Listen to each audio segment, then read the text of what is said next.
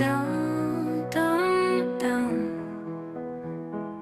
Kada kolač pravim ja, meni recept ne treba. Ja otvorim vrata sva i uzimam šta ima. Logike tu neke nema, ali ide bez problema. Kada kolač dobar bude, kada ga svi probaju, za recept me pitaju, a ja kažem što se sjetim od plus prilike šta sam stavila i kod kuće tada imala. Njima ništa nije jasno, uvijek se smiju glasno. Koliko jaja imaš, stavi 4, 5, 6 komada možeš ti uz tijelu razbiti.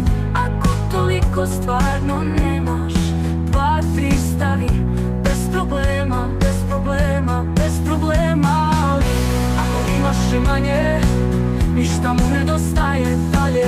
Vrećicu svaku nagni, pa onako iz nje naspi.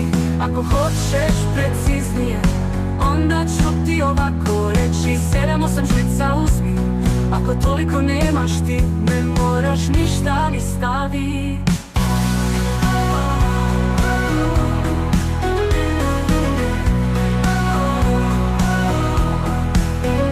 Kako kolač dobar bude i nikada isti nije, u tome se tajna dobre kuharice krije.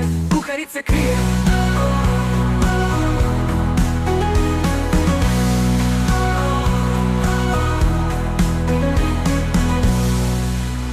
A ja kažem što se sjetim od plus prilike šta sam stavila i kod kuće tada imala.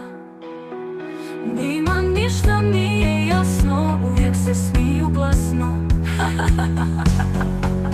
Koliko jaja imaš, stavi 4, 5, 6 komada možeš ti uz tijelu razbiti. Ako toliko stvarno nemaš, 2 ti stavi bez problema, bez problema, bez problema, bez problema. Ali ako imaš i manje, ništa mu nedostaje dalje.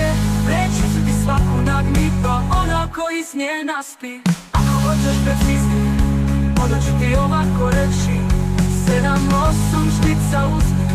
Ako toliko nemaš ti, ne moraš ništa ni stavit.